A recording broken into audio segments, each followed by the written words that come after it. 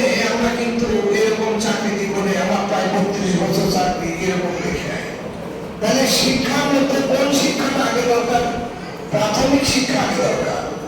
আপনার যে শিশু স্কুলে যাচ্ছে, মাদ্রাসায় যাচ্ছে, ইংরেজি বাংলা যে শিক্ষাই সে করছে, তাকে যদি আপনি আদর্শ করে গড়ে তুলতে না পারেন, তাহলে কয়েকদিন আগে আপনারা পেপারে দেখেছেন মিরপুরের ঘটনা, প্রতিদিনই আপনারা পেপারে দেখছেন যে বাচ্চা শিক্ষিত, আমেরিকায় পিএইচডি করছে, বিদেশে বসবাস করছে, মা বাবার জন্য টাকা বানাচ্ছে, কিন্তু মা বাবাকে ঘরে রাখছে না।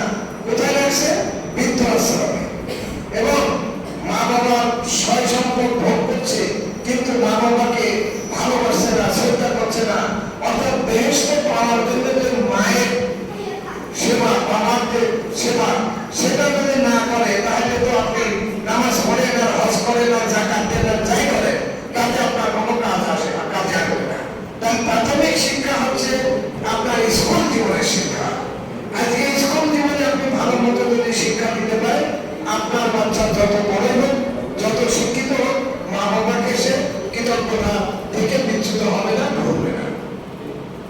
আমি আপনাদেরকে বলবো যে আপনারা এই এলাকার মানুষ, আর একটা জিনিস আমার জীবনের অভিজ্ঞতা, আমি জানি না এই মসজিদ সুন্দর দিকে বলছি, আমি সুনামগঞ্জ উপজেলা ম্যাজিস্ট্রেট থেকে ভর্তি হয়ে মৌলভীবাজারে আসলাম। মৌলভীবাজারে এসে আমি প্রথম ইমাম সাহেবের বেতন দিতেছি। তো দেখি ইমাম সাহেবের বেতন কত? 8,000 টাকা। ওই বিল্ডিং এ, যেখানে প্রতি শুক্রবারে আমরা 40 থেকে 42,000 টাকা আয় করি।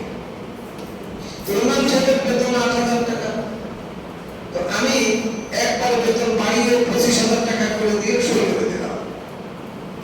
তো এটা আমার ডিসি কাউন্টার সাইন করে।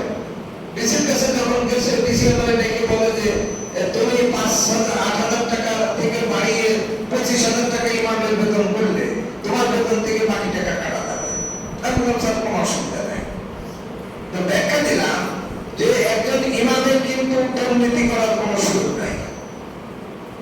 উনি আমাকে ব্যাখ্যা দিলেন যে ইমাম তো সকালবেলা অন্যের বাসা থেকে খাবার খায়, দুপুরে খাবার খায়, রাতে খাবার খায়, ওর বিবি বাচ্চাদের জন্য 8,000 টাকা যথেষ্ট।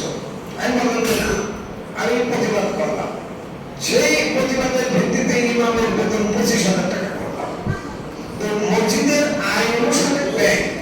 তো অত্যন্ত সুন্দর লাগছে আপনাদের মসজিদটা, এসি আছে গ্রামের মধ্যে, খুবই সুন্দর। আমি আপনাদের সকলের প্রতি কৃতজ্ঞতা জানাচ্ছি এবং আমি আশা করছি যে এখানে কি কোনো মাদ্রাসা আছে, এতিমখানা আছে? মাদ্রাসা আছে, এতিমখানা নাই।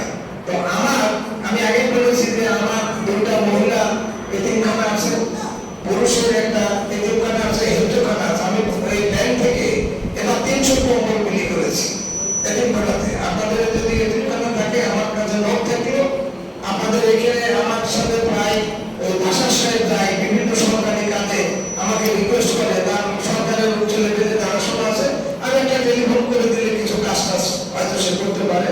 আমি চেষ্টা করবো, যদি আমি ব্যাংকে থাকি বা সরকারের কোনো পদে যেতে পারি, চেষ্টা আছে, আশাও আছে, তাহলে আমি আপনাদের সাথে থাকবো ইনশাআল্লাহ। সকলকে ধন্যবাদ। আমাকে সুযোগ দেওয়ার জন্য আমি আপনাদের প্রতি কৃতজ্ঞতা জানাচ্ছি। মহান রব্বুল আলামিন আমাকে আজকে এখানে দাঁড়িয়ে দুই কথা বলার সুযোগ দেবে, এটা আমি ভাবি নাই। আল্লাহ এটা কবুল করেছেন, ভালোবেসেছেন। আলহামদুলিল্লাহ। সকলকে